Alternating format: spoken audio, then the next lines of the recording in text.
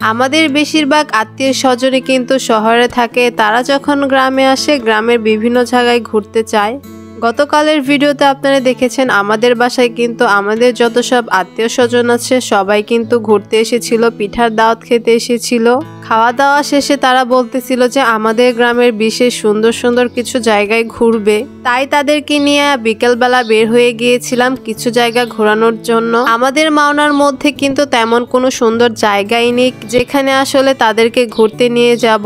আমার বাসার পাশে যাই কয়টা ঘোরার জায়গা আছে আমি সেখান থেকে বেস্ট যে জায়গাগুলো আছে সেখানেই আজকে তাদেরকে নিয়ে যাব। আমি বসে বসে ভাবতেছিলাম তাদেরকে নিয়ে কোথায় যাব। ফাইনালি আমি তাদেরকে নিয়ে চিরকুট রেস্টুরেন্টে চলে এসেছিলাম। এটা কিন্তু আমার বাসার পাশেই, আর মাওনার মধ্যে কিন্তু মোটামুটি সুন্দর একটা জায়গা হচ্ছে এটা। তারা যেহেতু এখানে আগে কখনো আসেনি, তারা ঘুরতে চাচ্ছিল, তাই ভাবলাম যে এখানে নিয়ে যাই। তবে এই জায়গাটা কিন্তু ধান ক্ষেত যখন থাকে তখনই সব থেকে বেশি ভালো লাগে। তারপরেও আমি নিয়ে আসলাম তাদেরকে। আমাদের বেশিরভাগ মেহমানি শহরে থাকে, গ্রামের সৌন্দর্যটা তারা কিন্তু উপভোগ করতে পারে না তেমন, তাই তারা বছরে 1-2 বার কিন্তু আমাদের বাসায় বেড়াতে আসে। আর শীতের টাইমটাতে একটু বেশি আসে, শীতের পিঠা খাওয়ার জন্যই কিন্তু গ্রামে আসে তারা। আর আমার গত ব্লগে কিন্তু দেখেছিলেন যে আমরা হচ্ছে গিয়ে শীতের পিঠার দাওয়াত করে এনেছিলাম তাদেরকে। ঠিক সেদিন বিকেল বেলায় তাদেরকে নিয়ে কিন্তু ঘুরতে বের হয়েছিলাম আর এসেছিলাম চিরকুট রেস্টুরেন্টে। আর এখানে এসে কিন্তু তারা একটা কুকুর ছানা দেখতে পেলো, আর এটা দেখে দেখেন এক একজন এত পরিমাণের আদর করতেছিল, তাদের কাছে নাকি অনেক বেশি ভালো লেগেছে।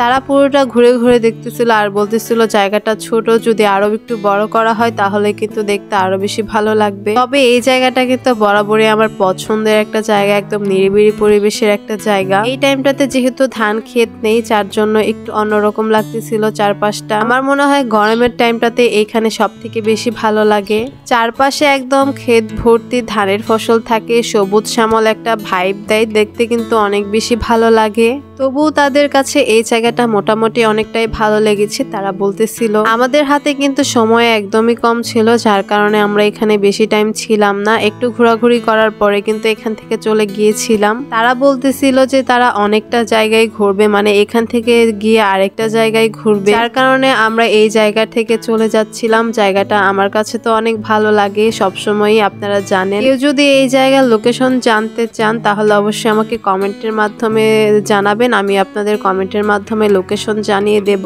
এখানে আসার যে রাস্তার সাইড দিয়ে কিন্তু অনেক ধরনের পাতাবাহার গাছ আছে। আমার বড় আপু বলতেছিল এখান থেকে যেন আমি একটা ডাল এনে দেই তাকে, কারণ সে হচ্ছে গিয়ে বাসায় নিয়ে এটাকে নাকি পানিতে ভিজিয়ে রাখবে, আর ভিজিয়ে রাখলে নাকি এটা ধারা হচ্ছে কি শিকড় হয়, আর এটা অনেক দেখতেও সুন্দর লাগে। যাই হোক, দেন হচ্ছে তাকে একটা ছিঁড়ে দিয়েছিলাম ডাল। দেন আমরা হচ্ছে গিয়ে গাড়িতে উঠে যাই, কারণ আমরা এখন হচ্ছে আরেকটা জায়গায় যাব। তাদের হচ্ছে গিয়ে প্ল্যানই ছিল যে আমরা সব জায়গায় ঘুরে বেড়াবো। ফাইনালি আমরা আরেকটা ছোট্টখাট্টো রেস্টুরেন্টে চলে আসি। এই জায়গাটা কিন্তু আমি আগের ব্লগে আপনাদের সাথে শেয়ার করেছি 2-1 দিন আগে।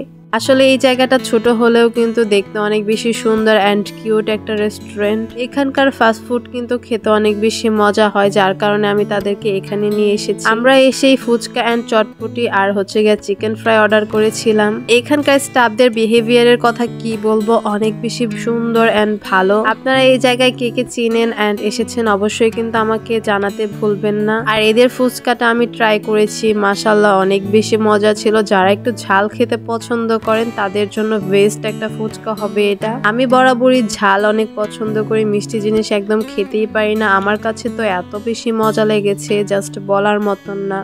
সো আমার এই ব্লগটা এই পর্যন্তই ছিল, আর আশা করছি আপনাদের কাছে ভিডিওটি ভালো লেগেছে। আর ভিডিও ভালো লাগলে আমার পেজটি ফলো করতে একদমই ভুলবেন না। আল্লাহ হাফেজ।